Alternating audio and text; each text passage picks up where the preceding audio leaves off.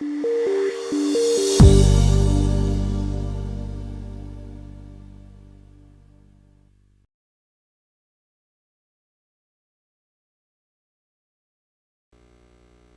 afternoon, all. Our team is K4 Design. So, knee, ankle, foot orthosis is commonly prescribed to people with lower limb disability due to various neuromuscular diseases or diseases like polio. So, this is the customer segment. Now, I would like to talk about the problems associated with various knee, ankle, foot orthosis which are used in the developing countries. So, first thing is commonly prescribed knee, ankle, foot orthosis is with locked knee joint. So, it causes tiring and painful gait. Then there is a difficulty in operating the locked knee joint in that orthosis. Then there are various issues like skin problems, then poor aesthetics due to which people want to hide their orthosis inside their clothes. Then there are frequent maintenance issues. This is a problem for many people staying in rural areas because they have to visit orthotic center for repairing. And there are problems while walking in and around the house, like walking on the slippery surfaces or uneven terrain. So these are various problems. So what we are trying to do is we are trying to give one affordable KFO which is having improved functionality. So knee joint being the key element in the orthosis, we have modified the knee joint which functions in 3 states. So it gives stance face flexion, which provides quite normal gait. Then the locking, unlocking is done from hip, so patient need not bend, or the people who use crutches, they cannot bend for locking and unlocking the joint. So that problem is solved by operating from hip. Then all these parts are designed as an add-on, so they go and fit on the existing orthosis. So person need not go and make new orthosis. So they can just take these parts and fit to their existing orthosis. And another thing is like integral solutions. So combining the best practices from all the orthotic centers and coming with a single KFO which tries to solve various problems listed there.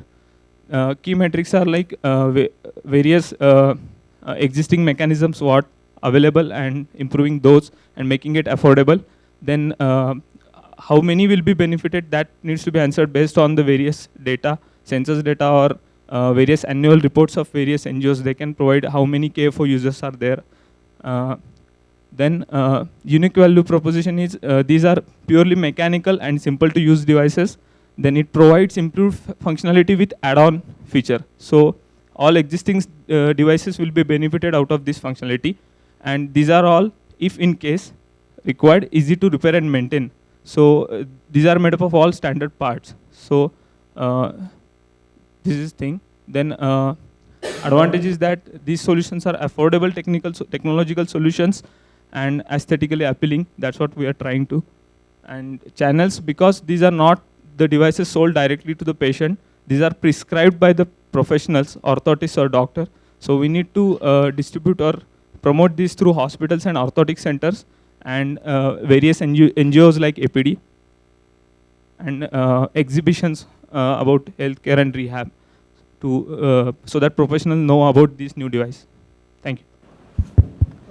Did you have a chance to look at the users or speak to any of them? You answer this and then I can respond. Yeah, all these problems are listed based on the user feedback service. Okay. So we have met various users and seen their existing devices, and from that questionnaire we have collected this set of problems. Okay. And with discussion with as well as with professionals. Okay, fine. Orthotics and prosthetics. Okay, fine. Then I can, yeah. Because your key metrics, I think, face that side. Okay. Face that side, yeah. I think your key metrics may require some re-examination, yeah. And if we are looking at rural household, I mean, we are looking at rural patients, and on polio, anyway, we do have a lot of data. So I feel that the key metrics, actually, I think you should revisit that whole section. The other one that I was looking at is there a commercial, while the affordable accessible could be your community that you're looking at, Is there, given the wide spread prevalence of polio till recently, is there an opportunity for you to look at this for other segments which could be paying customers? Yeah, and that's something that kind of maybe you may want to look at. I think there should be controlled flexion during the stance phase. And another aspect, that noise should not be there while walking. I don't know enough about the domain, but I certainly, sort of have experienced something close in my family with that. My sense is that if you're moving, from one device to the other, you can encounter a whole new set of problems. And therefore the testing, in fact, of, shifting the weight, etc., you'll have to have a long, I think you need to actually think about what the other problems that this will bring about, yeah? The problems you have listed out, poor aesthetics, invariably unless it is for children, the prosthetics, it's worn under the pant, right? So it may not be such an important problem unless one is not wearing pants or full dresses. That's one.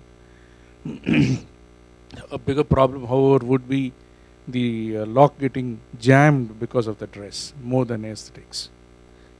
The second part is in the key metrics. Since you are, by your own admission, an OEM to a caliper manufacturer or a distributor, your key metrics should be able to get data from all manufacturers or sellers of calipers, and that alone would be enough for you to define your metrics. So in the customer segment, the second point, spinal cord injury, patients, I think you need to look into it, like how clinically it is, to go for adjustments in the angles of knee joint. Hello, I'm from Team Spurs, and this is our business model. The problem we targeted was that we observed that the persons, people who work in, like disabled people who are working, they can do less work, like because of their physical limitations. They needs more effort to do the same work compared to other persons. And because of that, and again in all professions, people are paid either based on hourly works or the amount of works they have done. And as a result, the disabled people are getting, they have to limit themselves to low-paying jobs, and they can perform only with certain basic jobs only. That's a problem we found. As a solution, we decided to design an assistive device that can help the physical persons with disability to carry out more works especially in less physical effort and less time. And we thought we'll start with not all disabled person working fields. We'll start with the agricultural field, and if more specifically with horticulture or something like some kind of agriculture field that is requires less effort. And the key matrices, we visited different places where persons with disability are working, or places where they are staying, and like there are places where they get treatment. We observe them, we try to immerse ourselves with them, and more importantly, we try to observe persons with disability everywhere around us, because we feel like that like visiting them in only certain places is not enough. We need to see them everywhere, wherever they are. So we try to learn more about them. So that's how we try to come up with solutions and the actual ground level problems they are facing. The unique value proposition, our device, USP of our device will be, it will try to increase the employability and self-employment of the persons who are working. We'll focus more on the self-employability so that they can earn more and get a better livelihood. And supervision of the fields is also very important if it is agriculture. So we are trying to build a do-it-yourself device, so that we'll have our, it's basically open source hardware. The plants will be available everywhere. Of course, there will be a industrially manufactured model that will set the standard for every one of them. But anyone can build that device at home, with basic means. And we also try to design the device, simplify, it has to be simple design, not so complicated that it can be manufactured locally or at home. So that's our business model. And channels we choose to decide our main focus will be peer model. It's that we'll try to make a device that the once the user who is using it, he'll like it has to be good enough that the user tells other people that try that device. That is the standard that we try to set for ourselves. That will be our first model. And again, we believe that persons with disability, they know other persons in the area who are who are facing similar problems. It's like if I like football, I know who are the football fans around in the community or in my town. But other people, so they don't know who likes football or like that. So we think that persons with disability knows other people. They have the context to reach them and tell them that there is this device that can help you work better or do other activities. So that will be our channel, and also there will be NGOs and we also contact disability person treatment centers and other common centers like online sale and social media. And the customer segment, basically, as a broad view, we'll try to include all physical disabled person who are working. And if we take the subset, it will be agriculture. And in agriculture, again, we'll try to go further, simplify to like a smaller group of people. And in our user studies, like most of the time throughout the program, we spend in user studies. And we have discovered more problems than solutions. So so we found that it's very difficult to make one device that good for everything. So basically, we'll try to design set of devices that will help them work, and also we'll try to improve upon existing devices like crutches, walker, or wheelchair. These devices are basically mobility devices. Like their main function is the mobility, but that can be improved to include other features so that it helps also them to work. One of the key things that I would want to say is there's no doubt that physical disability is a challenge. That doesn't stop people from the mental disability that most of us suffer from. So one of the challenges is the DIY that he was talking about. Rather than that, if it could be do it myself, rather than do it yourself, do it myself kind of a model, or help me do it kind of a model, I think that would be an added advantage for the entire thing. But I guess the focus is completely on agriculture, and going from whatever he has been talking for the last couple of minutes. I think he has, I don't know, I might be wrong, but he has someone who has an agricultural background, who has a disability and wants to help them very specifically, and then looking at it. So it looked very skewed towards the agricultural background. Of course, there are a lot of people whom I have also seen across South in agriculture where they were disabled, but they have been fantastic, farmers kind of a thing.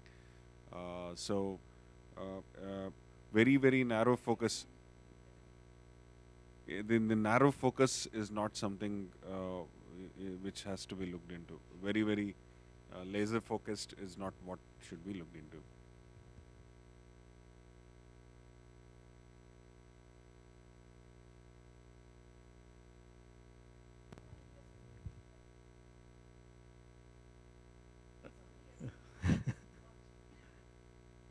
I like the focus on agriculture, but at the moment, I mean, I see that there are not a lot of young people or people who actually like to do manual work in agriculture. It's something which people are moving away from, and there's quite a lot of models of kind of mechanized agriculture coming.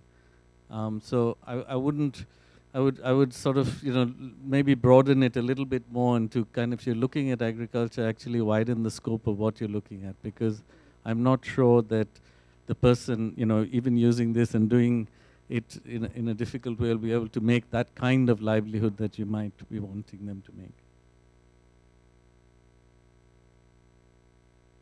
On the plan to go DIY, if it's going to be it does not seem to be a venture of its own if it becomes a DIY, unless you are actually selling kits of some sort. So you will have to decide which part of it you will build as a kit and which part of it you would let them build on their own, or just make it as a kit that they could assemble and use themselves. So that clarity must be available when you say DIY as to what route you're going to take.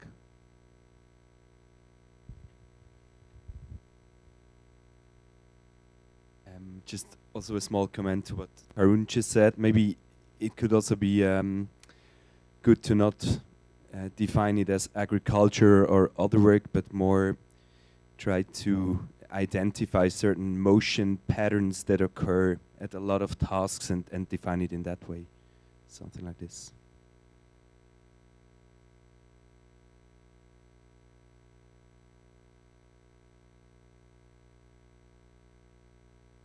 I think I liked in the problem definition what you were mentioning about employment focus. So I wondered whether combining the feedback that you've received on agriculture, whether there are other organizations which are already working on employment of persons with physical disability, whether you would like to use that as the basis to determine, to develop a motion-based, DIY, whatever, DIY, yeah. I think that combination might work well, because you know that there will be more people coming into that kind of an employment even in the future.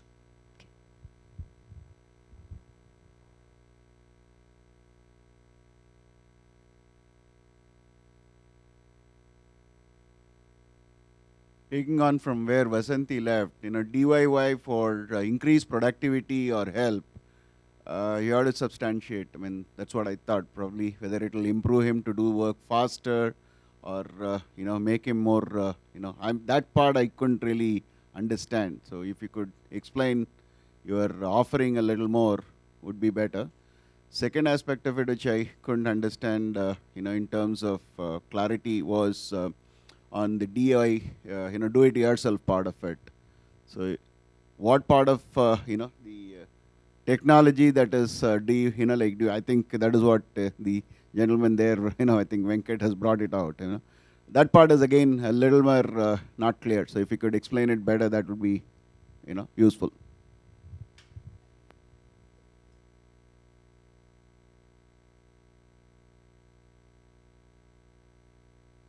I think. Well, I think as DIY and developing it yourself a model, that would be a good idea, where a person can become a opportunity for himself. His ideas he can put forward, and he can just be an entrepreneur if he can, right? So DIY is a good module where one can go on with. And when it comes to assembling stuffs, so again, the materials and cost and the materials what you're using, why it should be assembled, and what disability the person is causing. So all those things to be rechecked with, because agriculture means like when you said a disabled, is it like a person with a leg or is it with hand, right? So when is he walking, how can he walk only in industry? And again, you can just implant that in industrial sector, where manufacturing sector especially, where many people are there in manufacturing sector with giving hands by mistake in machines and losing their hands and losing their legs and all. So you can just focus that as a target segment. Yeah, thanks. I mean, I think there's an opportunity for you, apart from where you've looked at, to look at particularly industrial accidents and that whole area. I don't think anybody has looked at re-employment of people who've kind of met with industrial accidents. And whatever you look at as a do-it-yourself device, I think that's that I believe is one customer segment that is there ready in terms of at least testing out some of your ideas. Okay.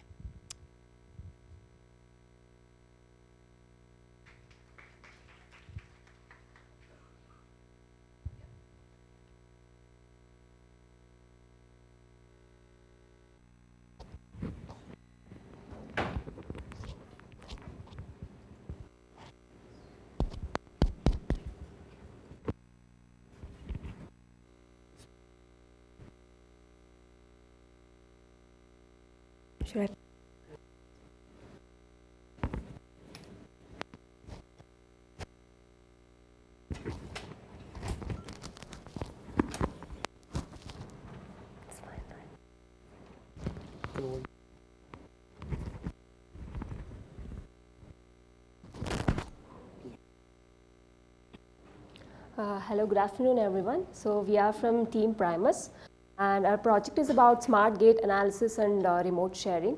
So gait analysis is used to analyze the movement, body movement of a disabled person, so to track the improvements. And so currently the problem is the existing tradition to set up such a lab is very expensive, and also it is unaffordable, and also include not many patients go and get that analysis done. So that we understood. So during the immersion days when we spoke the caretakers at Association of People with Disabilities, so some of them, they're not even aware of where Bangalore, and when we spoke, 1 or 2 labs exist. Also, we got to know that they don't send their patients to gait analysis because it is very expensive. 1,000 per session in INR, such an analysis.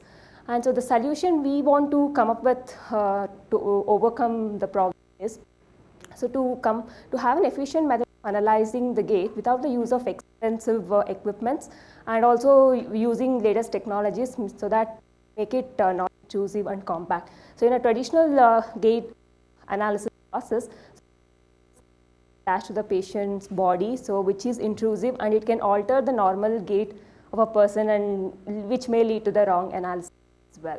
So I would want to mention, we would like latest the equipment like Kinect camera, which has a capability to capture the 3D image. So we can try to, might not be able to solve the problem completely. We might not do the gait analysis as accurate as the traditional one, but at least it can serve certain purpose.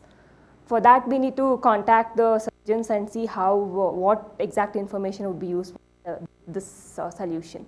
And yeah, key metrics would be, so it would be non-intrusive and compact, and we also want to have a centralized management of gait data.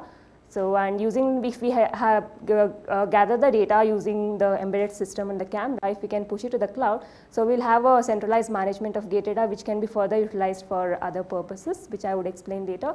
And yeah, B2B and B2C, so B2 business to business, business to consumers.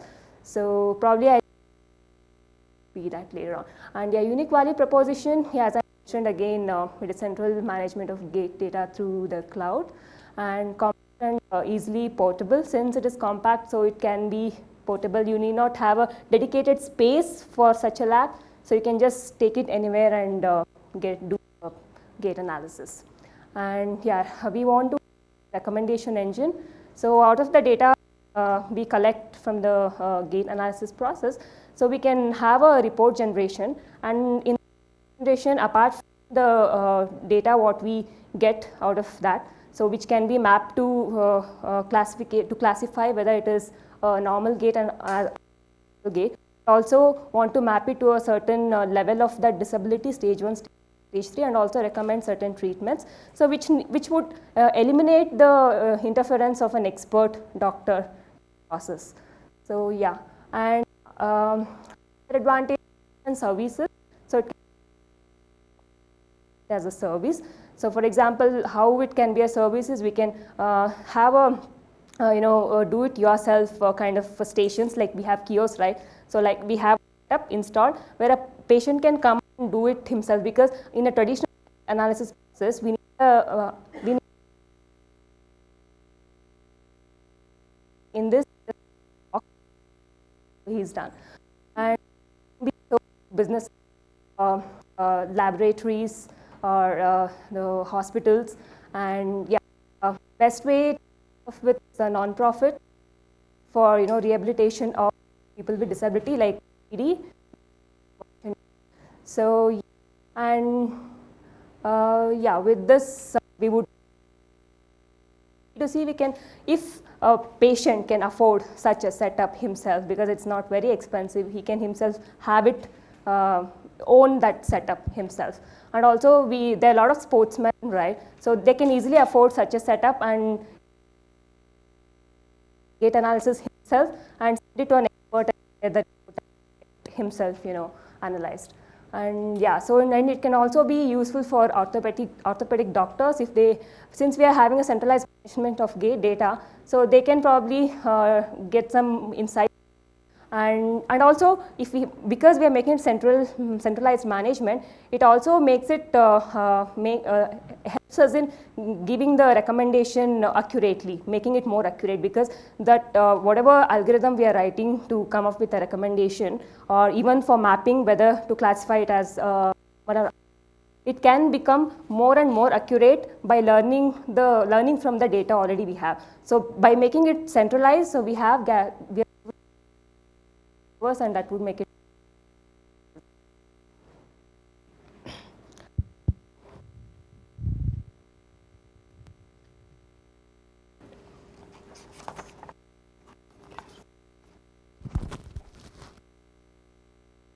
I understand that gait analysis is very important, but the thing that you should be paying attention is how you can pitch your idea to rural area.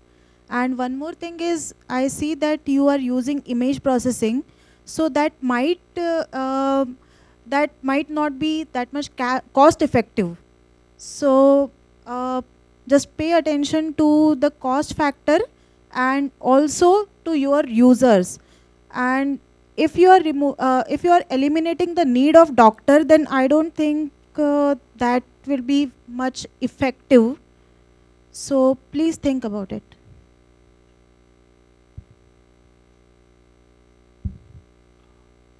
I think you really need to talk to a physiotherapist or a doctor who uses a gait lab on a daily basis, because gait assessment is very complex even in a regular gait lab.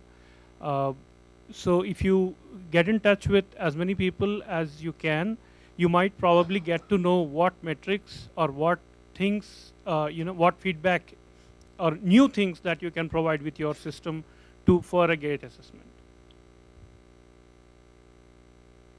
I think you need to look into benchmarking with the existing product for accuracy and correctness of your method.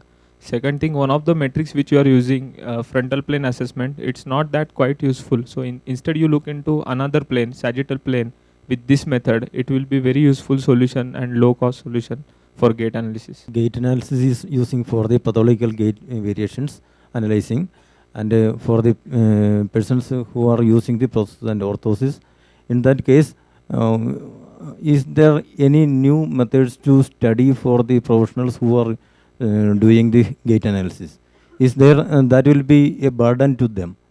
Will it help them to improvise their data collection? And what data collection you are providing?